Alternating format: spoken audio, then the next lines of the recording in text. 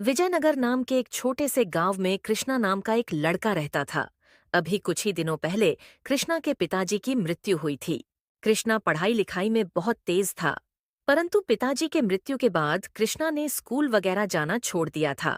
अब वह घर की जिम्मेदारियों को संभालने में व्यस्त हो गया था। कृष्णा के घर में कृष्णा के अलावा कोई और कमाने वाला नहीं था। पिताजी के मृत्यु के बाद कृष्णा के घर में केवल कृष्णा, कृष्णा की माँ और उसकी छोटी बहन थी। कृष्णा का यह सोचना था कि घर में अगर कोई कमाने वाला नहीं होगा तो घर का खर्चा कैसे चलेगा। इसी कारण से वह स्कूल छोड़ काम करने लगा था। वह प्रतिदिन जंगल में जाकर लकड़ियों को काटता और उन लकड़ियों को ले जाकर बाजार में बेच दिया करता था और कुछ लकड़ियां घर में जलावन में उपयोग करता था। एक दिन इसी तरह कृष्णा बाजार से लकड़ियां बेचकर घर लौटता है और अपनी माँ को आवाज लगाता है। माँ, ओ माँ, कहाँ हो? जरा यहाँ आना तो। कृष्णा की आवाज सुन उसकी माँ आती है। आ गया बेटा तू। आज ज्यादा समय लगा दिया तूने। हाँ माँ, आज मुझे जंगल से लकड़ियां लाने में थोड़ी ज्यादा देरी हो गई थी और फिर बाजार में बेचने में भी थोड़ा ज्यादा समय लग गया, इसलिए घर भी देर से आया। बेटा तुझे मैं कब से बोलते आ रही हूँ, तू ये काम छोड़ दे और फिर से स्कूल जाना शुरू कर दे। माँ, अगर मैं ये काम छोड़ दूंगा तो घर का खर्च कैसे चलेगा? आप तो जानते ही हो कि पिताजी के जाने के बाद घर में केवल आप, मैं और रानी ही हैं। और आप अब काम करने के लिए काफी कमजोर हो और आपकी तबीयत भी आपका साथ नहीं दे रही है और रानी बहुत छोटी है, तो बचा केवल मैं। हाँ बेटा, पर तू छोड़ दे ये काम, मैं कर लूंगी किसी तरह कुछ और चला लूंगी घर का खर्चा। पर तू छोड़ ये काम और स्कूल जाना शुरू कर दे। माँ, आप मेरी पढ़ाई की चिंता छोड़ दो। रानी है ना, वो कर रही है ना पढ़ाई, और घर में एक पढ़ा लिखा होना जरूरी होता है। कृष्णा की माँ कृष्णा को बहुत समझाने की कोशिश करती है, पर कृष्णा उनकी बात नहीं मानता और एक ही बात दोहराता रहता है। माँ, मैं आपको कह रहा हूं ना, आप मेरी चिंता छोड़ दीजिए, मैं सब कुछ संभाल लूंगा। आप बस आपकी तबीयत का ध्यान रखिए और छोटी की पढ़ाई का ध्यान रखिए। फिर अगली सुबह कृष्णा फिर से अपना काम करने जंगल की ओर निकल जाता है और जाते जाते अपनी छोटी बहन को भी साथ लेता जाता है ताकि उससे स्कूल छोड़ सके। कृष्णा पहले रानी को स्कूल छोड़ता है, फिर वहां से जंगल लकड़ियां काटने चला जाता है। कृष्णा दिन भर जंगल में लकड़ियां काटता है और फिर उन लकड़ियों को बाजार ले जाकर बेच देता है। कृष्णा जब घर वापस लौट रहा था, तभी वह देखता है कुछ लोग एक खेत में काम कर रहे होते हैं और वहां से थोड़ी दूरी पर एक जमींदार बैठा था। ये देखकर कृष्णा ने सोचा कि मैं एक बार जाकर इस जमींदार से बात करके देखता हूँ, शायद मुझे भी यहाँ काम मिल जाए, तो मुझे जंगल नहीं जाना पड़ेगा लकड़ियां काटने। कृष्णा तुरंत जमींदार के पास पहुंच जाता है और जमींदार से कहता है। सेठ जी, मुझे यहाँ कोई काम मिल सकता है क्या? बेटा यहाँ काम तो बहुत है, पर तुम इस काम के लिए बहुत छोटे हो। तुम्हारी उम्र अभी पढ़ाई लिखाई करने की है। हाँ सेठ जी, मैं जानता हूँ कि मेरी उम्र छोटी है, लेकिन मेरे घर की हालत अच्छी नहीं है और मुझे घर चलाने के लिए पैसा कमाना ही होगा। कृष्णा उस जमींदार को बहुत समझाने की कोशिश करता है। कृष्णा के इतना समझाने के बाद आखिरकार सेठ मान जाता है। देखो कृष्णा बेटा, मेरा तो बस यही खेतों वाला काम है। अगर तुम्हें मंजूर है तो तुम कर सकते हो। यह सुनकर कृष्णा बहुत खुश होता है और खुशी खुशी काम करने के लिए हामी भर देता है। सेठ जी, आप बोलो तो मैं अभी से काम पर लग जाता हूँ। कृष्णा का काम करने के लिए उत्साह देख सेठ सोचता है। आज तो मेरे पास ऐसा कोई आसान काम नहीं है जो मैं इस बालक को दे सकूं। एक काम करता हूं, इसे कल से काम करने बुलाता हूं, तब तक इसके लिए कोई आसान काम देख कर रखता हूं। नहीं कृष्णा बेटा, तुम आज रहने दो। तुम एक काम करो, कल से काम करने आ जाना। ठीक है सेठ जी, परंतु क्या मैं यहाँ रुककर खेतों का काम सीख सकता हूँ? ठीक है बेटा, जैसा तुमको सही लगे। यहाँ से ही कृष्णा की जिंदगी की असली कहानी शुरू होती है। सेठ के यहाँ से निकलकर जब कृष्णा घर की ओर जा रहा होता है, तभी कृष्णा सोचता है। सेठ जी ने तो मुझे आज काम करने नहीं दिया। एक काम करता हूँ, थोड़ी देर के बाद जब सब चले जाएंगे, तब मैं खेतों पर काम करना शुरू कर दूंगा। आखिर मुझे जो काम कल से करना है, उसको मैं आज से ही शुरू कर देता हूँ। कुछ देर बाद धीरे धीरे सारे मजदूर और सेठ वहां से चले जाते हैं। फिर क्या था, कृष्णा फौरन कुदाल उठाता है और खेतों पर काम करना शुरू कर देता है। यहाँ कृष्णा काम करने में इतना व्यस्त होता है कि उसे समय का ध्यान नहीं रहता है और वहाँ उसके घर पर उसकी माँ बहुत परेशान होती है। आज कृष्णा को कुछ ज्यादा ही लेट हो गया है।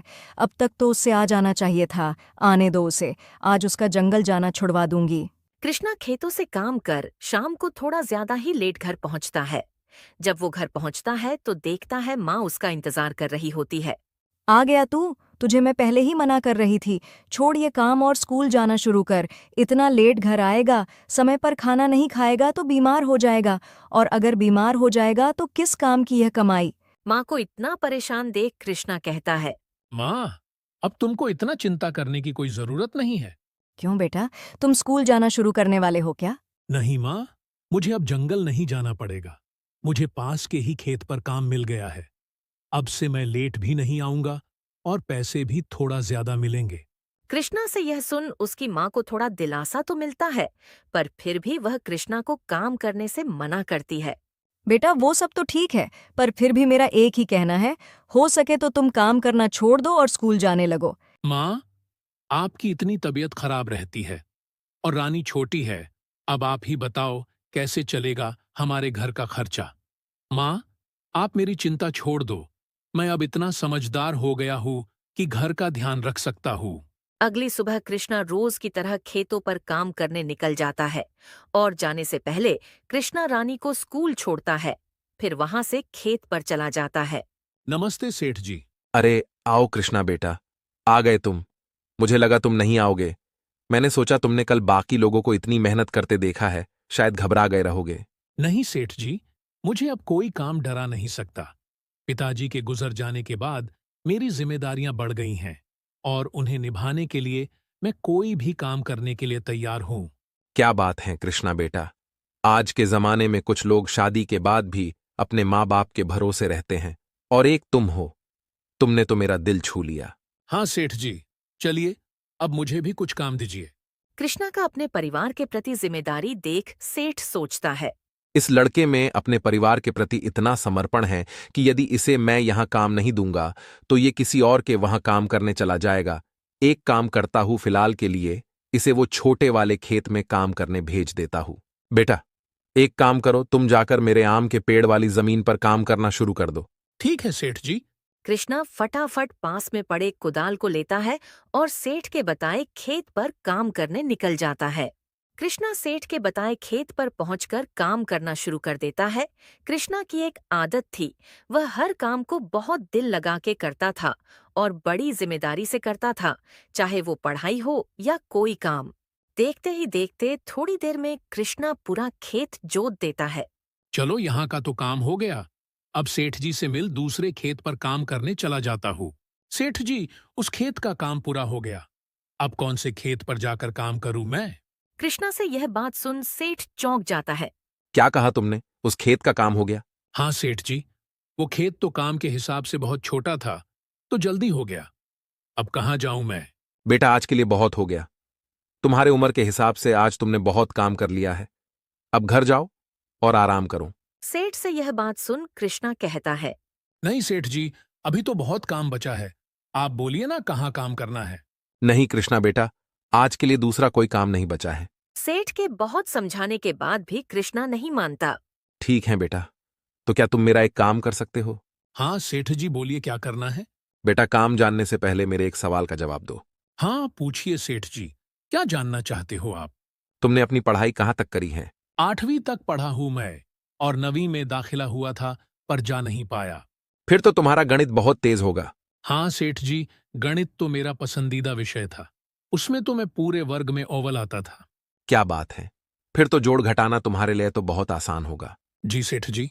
तो आज से तुम मेरे खेतों पर काम नहीं करोगे? सेठ से यह सुन कृष्णा चौंक जाता है और सेठ से पूछता है। क्यों सेठ जी, ऐसा मैंने क्या कर दिया? मुझे माफ कर दीजिए। अगर मुझसे कुछ भूल हुई है तो। नहीं कृष्णा बेटा, तुमसे कोई भूल नहीं हुई है, और मैं तुम्हें केवल खेतों में काम करने से मना कर रहा हूं क्योंकि मेरे पास तुम्हारे लिए कुछ और काम है। कुछ और काम? मैं कुछ समझा नहीं सेठ जी, जरा साफ साफ बताइए। देखो बेटा, तुम्हें काम की जरूरत है और तुम्हें हिसाब किताब भी आता है, तो एक काम करो, तुम मेरे यहां मजदूरों की तनख्वाह और दूसरी जरूरतों का हिसाब रखने का काम करो। ठीक है, मुझे चलेगा सेठ जी। फिर सोचना क्या, चलो लग जाओ काम पर। वहां टेबल पर पड़ी है हिसाब की किताब। कृष्णा सेठ की बात मान सेठ के यहाँ हिसाब रखने का काम करना शुरू कर देता है। कृष्णा सेठ के यहाँ काम कर रहे सभी मजदूरों के तनख्वाह और बाकी का हिसाब लगाकर सेठ के पास चला जाता है। सेठ जी ये लीजिए, मैंने सभी मजदूरों के तनख्वाह और बाकी के चीजों का सारा हिसाब कर दिया है। एक बार आप भी देख लीजिए। क्या बात है बेटा, इतना जल्दी? तुम तो बहुत तेज हो। रुको, एक बार मैं भी देख लेता हूं। सेठ हिसाब चेक करता है और जब वो देखता है कि सारा हिसाब एकदम सही है तो वह कृष्णा से कहता है, बहुत बढ़िया बेटा, सारा हिसाब एकदम सही है। तुम तो कमाल के लड़के हो, काम में भी तेज और हिसाब किताब में भी। नहीं सेठ जी, ऐसा कुछ नहीं। वो आपको बोला था ना, गणित मेरा सबसे पसंदीदा विषय है। हाँ वो तो है बेटा, पर तुम काम करने में भी बहुत अच्छे हो। हर काम दिल लगाकर करते हो। हाँ सेठ जी, वो ऐसा क्योंकि मेरे पिताजी कहते थे कि हमें कोई काम करने में कभी शर्म नहीं करनी चाहिए और जो भी काम मिल जाए उससे पूरे ईमानदारी और दिल लगाकर करना चाहिए। इससे काम में दिल लगा रहता है और काम भी जल्दी हो जाता है। क्या बात है कृष्णा बेटा, क्या खूब बात कही है तुम्हारे पिताजी ने। बेटा आज के लिए बहुत काम हो गया, अब से तुम केवल हिसाब किताब का काम करोगे। ठीक है सेठ जी, जैसा आपको सही लगे। चलो तो फिर मैं कल आता हूँ। कृष्णा वहां से घर के लिए निकल जाता है। आज कृष्णा कुछ ज्यादा ही जल्दी आ जाता है। कृष्णा घर पर आते ही अपनी माँ को आवाज लगाता है। माँ, कहाँ हो? जरा यहाँ आओ। कृष्णा की आवाज सुन उसकी माँ वहां आ जाती है और कृष्णा को इतना जल्दी घर पर देख बोलती है। अरे कृष्णा बेटा, आज बहुत जल्दी आ गए। क्यों, आज काम नहीं था क्या? नहीं माँ, काम तो था, पर मैंने अपना सारा काम कर लिया तो सेठ जी ने मुझे भेज दिया। चलो अच्छा है, इसी बहाने आज जल्दी आ गया घर। माँ, मैं तुम्हें एक बात बताना तो भूल ही गया। कौन सी बात बेटा? माँ, अब से मुझे खेत पर मजदूरी का काम नहीं करना होगा, क्योंकि सेठ जी को जब मैंने बोला कि मैं गणित में अच्छा हूँ तो उन्होंने मुझे हिसाब किताब का काम दे दिया है। अब मुझे बस हिसाब किताब का काम करना होगा। ये तो बहुत अच्छा हुआ। हिसाब करता रहेगा तो तुझे दो फायदे होंगे। एक तो तुझे बाकियों की तरह मजदूरों वाला काम नहीं करना होगा और दूसरी की तेरा गणित और भी अच्छा हो जाएगा। हाँ माँ, मैंने जब आज का हिसाब लगाकर सेठ जी को दिखाया तो उन्होंने मेरी बहुत तारीफ की। चल अब आज जल्दी आ गया है तो कुछ खा पी कर आराम कर ले। ठीक है माँ, आप खाना लगा दो, मैं तब तक हाथ मुंह धोकर आता हूँ। इसी तरह अब कृष्णा रोज खेतों पर जाता, उस दिन का सारा हिसाब का काम करता और घर जल्दी आने लगा था। इसी तरह कुछ दिन बीत जाते हैं। फिर एक दिन जब सेठ देखते हैं कि कृष्णा घंटों का हिसाब का काम मिनटों में कर देता था और उसका बाकी का समय खेत पर व्यर्थ जा रहा है, तो वो कृष्णा को अपने पास बुलाता है। कृष्णा बेटा जरा यहाँ आना तो। आया सेठ जी। बेटा क्या तुम मेरा एक कहना मानोगे? हाँ बोलिए ना सेठ जी, क्या करना है? बेटा, तुम इतनी जल्दी हिसाब का काम कर लेते हो और फिर उसके बाद तो तुम्हारे पास दूसरा कोई काम नहीं रहता है, तो कल से तुम सुबह स्कूल चले जाया करो और फिर वहां से यहाँ आ जाना। इससे तुम्हारी पढ़ाई भी चलती रहेगी और तुम काम भी करते रहोगे। पर सेठ जी। परवर कुछ नहीं, और तुम पैसों की चिंता मत करो। तुम्हारे स्कूल की पूरी फीस भी मैं भर दूंगा और काम तुम चाहे जितनी भी देर करो, पैसे मैं तुम्हें पूरे दिन के दूंगा। बस तुम मन लगाकर पढ़ो। सेठ जी से इतनी मदद मिलता देख कृष्णा सेठ का धन्यवाद करने लगता है। आपका बहुत बहुत धन्यवाद सेठ जी, आप मेरी बहुत मदद कर रहे हैं। मैं आपसे वादा करता हूँ, मैं अपनी पूरी क्षमता के साथ पढ़ाई करूंगा। धन्यवाद किस बात का बेटा, तुम भी मेरे बेटे जैसे हो और तुम्हारे अंदर जो हुनर है उसको मैं ऐसे व्यर्थ होता नहीं देख सकता। चलो ऐसे भी तुमने आज का अपना काम पूरा कर लिया है, अब घर जाओ और आराम करो और याद रहे कल से पहले स्कूल जाओगे फिर यहां आओगे। ठीक है सेठ जी। कृष्णा ये बात अपनी माँ को बताने भागता भागता घर जाता है। माँ जल्दी से यहाँ आओ, मुझे आपको एक खुशखबरी देनी है।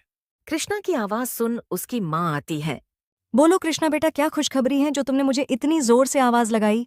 माँ, आपकी इच्छा पूरी होने वाली है। मेरी इच्छा? मेरी कौन सी इच्छा पूरी होने वाली है बेटा, जरा साफ साफ बताना तो। सोचो सोचो माँ, आप मुझे हर रोज इसी बात के लिए कहती रहती हो। मेरी तो सबसे बड़ी एक ही इच्छा है कि तू काम छोड़ स्कूल जाना शुरू कर दे बस। यही माँ, आपकी यही इच्छा पूरी होने वाली है। क्या कहा बेटा? तू स्कूल जाना शुरू करने वाला है, इसका मतलब अब तू काम करने नहीं जाएगा? नहीं माँ, मैं काम पर भी जाऊंगा और स्कूल भी। कैसे बेटा? अगर तू स्कूल जाएगा तो तू काम पर कैसे जाएगा? माँ, इसका हल सेठ जी से मिला है। सेठ जी ने कहा कि कल से मुझे पहले स्कूल जाना होगा और फिर स्कूल से खेत पर आना होगा, और उन्होंने कहा कि स्कूल की पूरी फीस भी वहीं भरेंगे।